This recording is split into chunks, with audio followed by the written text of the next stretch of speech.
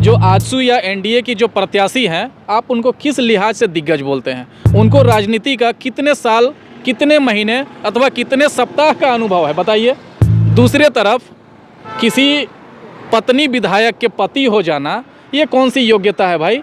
आपको राजनीति का कितने साल का अनुभव है? आपने ब्लॉक में कब आंदोलन किया? आपने कॉलेजेस में कब आंदोलन किया? आपने थाने में कब आंदोलन किया? आपने न कभी आंदोलन किया। आपको न तो राजनीति की र आती है, न मुद्दों का म पता है, फिर आप दिग्गज किसको बोलते हैं? आप तो मुखौटा मात्र हैं। आप दो प्रत्याशियों की तुलना मुझसे कर लें, बाकी के जो तो दो प्रत्याशी हैं वो तो नौसिखुए हैं। उनको राजनीति का क्या पता है? उनको राजनीति का ABCD भी नहीं पता है। नमस्कार, स्वागत है आप सभी का वेब समाचार 24x7 में। इस वक्त हम रामगढ़ विधानसभा क्षेत्र में उपस्थित हैं।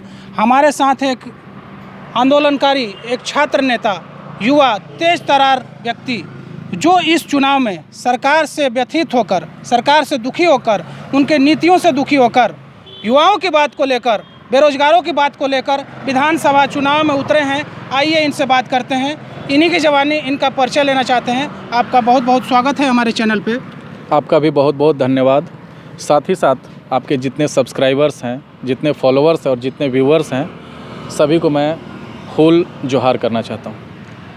मैं चाहता हूँ कि आप अपने माध्यम से अपना परिचय दें, ताकि जितने भी हमारे दर्शक हैं बिहार, झारखंड और देश से, सभी लोग आपको जानें। कृपया अपना परिचय दें विस्तार में। मेरा नाम संतोष कुमार महतो है और मैं कैथर रामगढ़ का रहने वाला हूं और बतौर झारखंड पार्टी प्रत्याशी रामगढ़ विधानसभा के इस उपचुनाव में चुनावी दंगल में उतरा हुआ हूं। मैंने अपने करियर की शुरुआत छात्र राजनीति से की है। रांची विश्वविद्यालय, विनोबा भावे विश्वविद्यालय के तमाम कॉलेजों में मैंने कैंपस से रिलेटेड जितनी भी समस्याएं हैं उसके लिए आंदोलन किया है। झारखंड एकेडमिक काउंसिल के ख़िलाफ़ हमने आंदोलन किया है, JPSC के ख़िलाफ़ आंदोलन किया है, JSSC के के ख़िलाफ़ आंदोलन किया है। साथ ही साथ रामगढ़ ज़िले के तमाम ब्लॉक में भ्रष्टाचार के ख़िलाफ़, ज़िले के तमाम कार्यालयों में भ्रष्टाचार के ख़िलाफ़ हमने अपनी आंदोलन की है। बिजली विभाग के ख़िलाफ़ हमने आंदोलन किया है। आंदोलन और संघर्ष का संतोष कुमार महतो का पुराना नाता रहा है।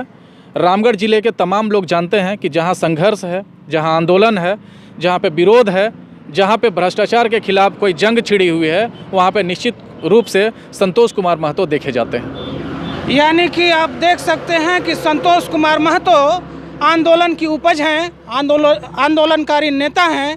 इनकी छवि ऐसी है। आइए इनसे बात करते हैं कि क्या ज़रूरत आन पड़ी कि इनको चुनाव के मैदान में कूदना पड़ा। संतोष जी, ये बताइए कि इतने सारे दिग्गज हैं, आप अपने आप को क्या समझते हैं? चुनाव आया, उतर गए चुनाव में, ऐसा क्या खासियत है आप में, क्या खूबी है कि जनता आपको चुनाव में वोट दे, मतदान करे, आपको विधानसभा भेजे? बताइए ज़रा। भैया, मैं आपकी भावनाओं की कद्र करता हूँ, लेकिन आप दिग्गज किसे बोल रहे हैं? क्या चंद्र प्रकाश चौधरी जी मैदान में हैं? मैं दिग्गज उनको मानता हूँ, लेकिन चंद्र प्रकाश चौधरी जी गिरिडीह के सांसद हैं और वर्तमान समय में जो आजसू या एनडीए की जो प्रत्याशी हैं, आप उनको किस लिहाज से दिग्गज बोलते हैं? उनको राजनीति का कितने साल, कितने महीने अथवा कितने सप्ताह का अनुभव है, बताइए। दूसरे तरफ किसी पत्नी विधायक के पति हो जाना, ये कौन सी योग्यता है भाई? आपको राजनीति का कितने साल का अनुभव है? आपने ब्लॉक में कब आंदोलन किया? आपने कॉलेजेस में कब आंदोलन किया? आपने थाने में कब आंदोलन किया? आपने न कभी आंदोलन किया। आपको न तो राजनीति की र आती है, न मुद्दों का म पता है, फिर आप दिग्गज किसको बोलते हैं? आप तो मुखौटा मात्र हैं। आप दो प्रत्याशियों की तुलना मुझसे कर लें, बाकी के जो तो दो प्रत्याशी हैं वो तो नौसिखुए हैं। उनको राजनीति का क्या पता है? उनको राजनीति का ABCD भी नहीं पता है। दिग्गज उनके बैक में होंगे, दिग्गज कोई और होंगे, लेकिन वर्तमान रामगढ़ के उपचुनाव में जो प्रत्याशी मेरे मुकाबले खड़े हैं, मैं उनको राजनीतिक रूप से कभी भी न तो दिग्गज मानता हूं, न रामगढ़ की जनता दिग्गज मानती है। रामगढ़ के उपचुनाव में कुछ युवा भी निर्दलीय पर्चा भरे हैं। आपको क्या लगता है, उनसे आपका टक्कर है या इन दोनों से आपका टक्कर है? उनको आप कैसे देखते हैं, निर्दलीय प्रत्याशी को? जितने निर्दलीय प्रत्याशियों ने पर्चा भरा है, वो एक सकारात्मक संदेश देने के लिए, सरकार के खिलाफ अपनी उपस्थिति दर्ज करने के लिए चुनावी दंगल में हैं। वो सभी मेरे भाई हैं, सब हमारे छात्र राजनीति के समकक्ष रहे हैं, हमने कई आंदोलनों में साथ में शामिल रहकर आंदोलन किया है। तो जितने लोगों ने पर्चा भरा है, मैं एक तरीके से उनका स्वागत करता हूं कि उन्होंने इतना बड़ा जोखिम उठाया है, क्योंकि सिर्फ पर्चा दाखिल कर देना कोई बहुत बड़ी बहादुरी नहीं है। जिन लोगों ने ये निर्णय लिया है, मैं उनकी भावनाओं का सम्मान करता हूं कि उन्होंने सरकार के खिलाफ अपना विरोध दर्ज करने के लिए पर्चा भरा। लेकिन पर्चा भरने के बाद भी बहुत तरीके की परेशानियां हैं। जिस भी नेतृत्वकर्ता ने ये सुझाव उनको दिया था, ये रणनीति बनाई थी, उसको इसके आउटकम की भी अनुमान होना चाहिए था। उनका निर्णय सही है कि सरकार के खिलाफ विरोध दर्ज करना चाहिए, लेकिन इस प्रकार से पर्चा दाखिल करके विरोध करना मेरे समझ से परे की बात है।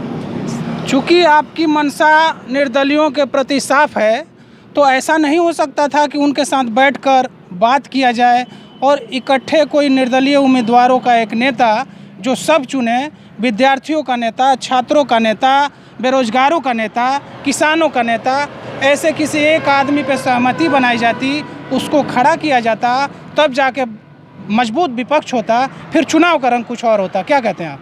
देखिए, थ्योरी की जो राजनीति होती है ना, वो बहुत आसान होता है। आपने कह दिया कि आपको सहमति बनाने चाहिए थी, हमने प्रयास भी किया था। और जहाँ तक निर्दलीय प्रत्याशियों की बात है, मैंने स्पष्ट कह दिया है कि वो बस सरकार को एक मैसेज देना चाहते थे कि वो सरकार की नीतियों के खिलाफ हैं, सरकार के कानूनों के खिलाफ हैं, और सरकार जो रोजगार के क्षेत्र में जो वादा करके आई थी, जो वादा खिलाफ़ी करके सरकार कायम बनी हुई है, सत्ता पे काबिज है, उसके खिलाफ उनका विरोध प्रदर्शन करना, विरोध दर्ज करना इस पर्चा दाखिल का असल उद्देश्य था। हमने उनके नेताओं से बातचीत की, उन्होंने हमें स्पष्ट कहा है कि वो बतौर छात्र नेता या बतौर एक कद्दावर प्रत्याशी वो मुझे समर्थन दे रहे हैं। वो अगर चुनाव के प्रचार के लिए घूम रहे हैं तो वो सकारात्मक राजनीति की बात लोगों के पास कर रहे हैं कि इस उपचुनाव में को एक मौके की तरह लिया जाए, और जो योग्य शिक्षित लोग हैं, जो विजनरी लोग हैं, जिनके पास प्लानिंग है, जिनके पास मिशन है, जिन लोगों ने रामगढ़ विधानसभा के लिए ख्वाब देखा है, सपने संजोए हैं, और जिन लोगों के ख्वाब में यह आता है कि रामगढ़ एक ऐसा इकलौता विधानसभा क्षेत्र होगा जो पूरे 80 विधानसभाओं के लिए एक रोल मॉडल स्थापित करेगा, वो सारे जो मेरे भाई हैं, जो निर्दलीय प्रत्याशी भरे हैं, वो सारे हमारे भाई हैं और उनका मुझे समर्थन प्राप्त है। ऐसा नहीं लगता कि इस राज्य में प्रतिभा को उचित सम्मान नहीं मिल रहा है? जिस प्रकार की आपकी शिक्षा दीक्षा है, जो ज्ञान है, जो अनुभव है, सरकार को उससे लाभ लेना चाहिए था। सरकार उसका लाभ नहीं ले पा रही है, जिसके विरोध में, जिससे क्षुब्ध होकर आपको मैदान में आना पड़ा। 2-3 चीज़ें मैं स्पष्ट कर देना चाहता हूँ कि मैं राजनीति में आना नहीं चाहता था, मेरी कोई राजनीतिक महत्वाकांक्षा कभी नहीं रही है, लेकिन पूरे झारखंड में, साथ ही साथ रामगढ़ में एक पॉलिटिकल क्राइसिस दिखता है, एक पोटेंशियल लीडरशिप का क्राइसिस दिखता है। आप पूरे झारखंड में देख लीजिए, आपको कहीं पे भी युवाओं का रिप्रेजेंटेशन कर सके, किसानों का रिप्रेजेंटेशन कर सके, महिलाओं का रिप्रेजेंटेशन कर सके, एक ऐसे समाज का रिप्रेजेंटेशन कर सके जो बुद्धिजीवी समाज है, जो शिक्षित समाज है, जो ख्वाब देखने वाला समाज है, जो आत्मनिर्भरता और आत्मसम्मान के साथ जीने का ख्वाब देखने वाला समाज है, उसका प्रतिनिधित्व करने वाला कोई चेहरा पूरे झारखंड में नहीं दिखता। रामगढ़ में अगर हम लोग बात करें तो रामगढ़ में ये पॉलिटिकल क्राइसिस है, पॉलिटिकल वैक्यूम है। यहाँ पे कोई भी एक ऐसा लीडर नहीं दिखता है जो यहाँ के 73% शिक्षित और साक्षर युवाओं, शिक्षित और साक्षर ग्रामीणों का प्रतिनिधित्व कर सके। मैं बतौर झारखंड पार्टी प्रत्याशी उन 73% शिक्षित लोगों का रिप्रेजेंटेशन करने के लिए इस चुनावी दंगल में आया हूं, और मैंने यह ख्वाब देखा है कि रामगढ़ के लोग प्राइमरी से लेकर PhD तक की शिक्षा रामगढ़ में रह के करेंगे। छोटी बड़ी तमाम इलाज की सुविधाएं रामगढ़ में उपलब्ध होगी, और रामगढ़ के लोगों को रोजगार के लिए रामगढ़ से बाहर जाना नहीं पड़ेगा। इन ख्वाबों को पूरा करने के लिए हम लोग चुनाव में हैं। आपको नहीं लगता कि यहाँ पे प्रतिभा को सम्मान नहीं मिल पा रहा है? जिस हिसाब से आपकी छवि है, जिस हिसाब का आपका ज्ञान है, आप प्रदेश नहीं, आप देश स्तर के नेता हो सकते थे, लेकिन आप प्रदेश में क्यों अटके हुए हैं? इस उपचुनाव में जैसा आपने कहा कि प्रतिभा को महत्व नहीं दिया जा रहा है, लेकिन इस उपचुनाव में जिस तरीके से लोग मुझे प्यार कर रहे हैं, जिस तरीके से लोग मुझे समर्थन दे रहे हैं, मेरी मुद्दाओं को ध्यान से सुन रहे हैं, जहां यहाँ के प्रत्याशी झंडा लगाने के लिए 200-500 लोगों को देकर अपने घरों में झंडा लगवा रहे हैं, हमारे यहाँ लोग आ रहे हैं, हमसे जिद कर रहे हैं, हमसे झगड़ा कर रहे हैं कि भैया हमें झंडा दीजिए, हमें आपका झंडा घर में लगाना है।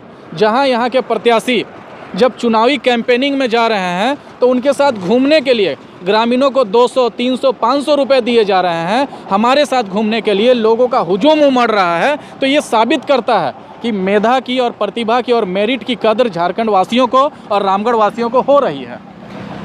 जैसा कि चुनाव के मैदान में हम लोग क्षेत्र में घूम रहे हैं, रामगढ़ विधानसभा क्षेत्र में, तो हम आम लोगों से मिलते हैं, जनता से मिलते हैं, तो एक छवि आपकी और बन रही है। अगर आप इससे इत्तेफाक न रखते हो तो उसके लिए हमें क्षमा है। लोग कहते हैं कि ये दूसरे कन्हैया हैं। जिस हिसाब से कन्हैया की छवि है तेज तरार नेता की, बोलने की, दूसरी वाली छवि पे नहीं जाइए आप। जो डॉक्टर कन्हैया, उन्होंने PhD कर लिया है जी, जो ज्ञान है उनके पास, जिस हिसाब से वो विपक्ष को घेरते हैं, माननीय प्रधानमंत्री जी को भी घेरते हैं, लेकिन उनका सम्मान नहीं है, वो प्रतिभा का सम्मान नहीं है, वो ज्ञान का सम्मान नहीं है। बिहार में ये जनता भी जानती है, आप भी जानते हैं कि उनके शिक्षा का स्तर क्या है, उनके ज्ञान का स्तर क्या है, और झारखंड में आपके ज्ञान का स्तर क्या है, आपके शिक्षा का स्तर क्या है। जो शिक्षित हैं, जो युवा हैं, जो कर्मठ हैं, जुझारू हैं, आंदोलन की उपज हैं, डॉक्टर कन्हैया भी आंदोलन की उपज हैं, और आपने भी तमाम आंदोलन किए हैं। आप किसी परिचय का मोहताज नहीं हैं। आंदोलनकारी आपकी छवि रही है, आंदोलन किया आपने, काफ़ी अनुभव है, ज्ञान है, और इस ज्ञान को दबा दिया जा रहा है। नेपोटिज्म फिल्म में ही नहीं है, राजनीति में है, और बहुत अंदर तक जड़ जमाए हुआ है। क्या कहेंगे, एक जो बहुत प्रभावशाली आदमी है, उसके अंदर बहुत कुछ भरा हुआ है, ज्ञान है, उसके पास विजन है कि मैं इस विधानसभा को नहीं, इस पूरे प्रदेश को मैं कहां से कहां लेके जा सकता हूं। यही नहीं, वो अपने विधानसभा, लोकसभा, राज्य नहीं, देश का प्रतिनिधित्व कर सकता है। वो पावर है, वो क्षमता है, लेकिन कुछ लोगों को लोग चापलूसी करके उनको ऊपर उठा देते हैं। जो वाकई में जो नेता है, जिनके अंदर दम है, जिनके अंदर प्रतिभा है, जिनके अंदर शिक्षा है, काबिलियत है, आप जैसे लोग दब जाते हैं। क्या कहेंगे? देखिए, आपने जो बातें कही है वो जायज़ बातें कही है, मैं आपसे बातों से सहमत हूँ। आप मुझे कन्हैया कुमार भी कह सकते हैं, आप मुझे जिग्नेश मेवानी भी कह सकते हैं, आप मुझे जयराम भी कह सकते हैं, लेकिन मुझे बहुत खुशी होगी। इंटरप्ट करना चाहूँगा, मैं दर्शकों को बता दूं कि ये मेरे विचार नहीं हैं, ये जनता के विचार हैं। लोग कहते हैं कि संतोष कुमार जी में वो क्षमता दिखती है कि ये उस हिसाब के नेता हैं, ये प्रदेश नहीं, ये देश स्तर के नेता हैं। तो इसलिए हमने जनता की बात आपको कही। ये मेरे विचार नहीं है, ये जनता के विचार हैं जो मैंने आप तक पहुँचाया है। मैं एक संदेशवाहक हूँ।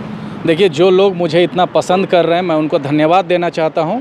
लेकिन सबसे बड़ी त्रासदी यह है, सबसे बड़ी ट्रेजेडी ये है कि झारखंड के लोग अच्छे नेताओं को सुनते हैं पर चुनते नहीं हैं।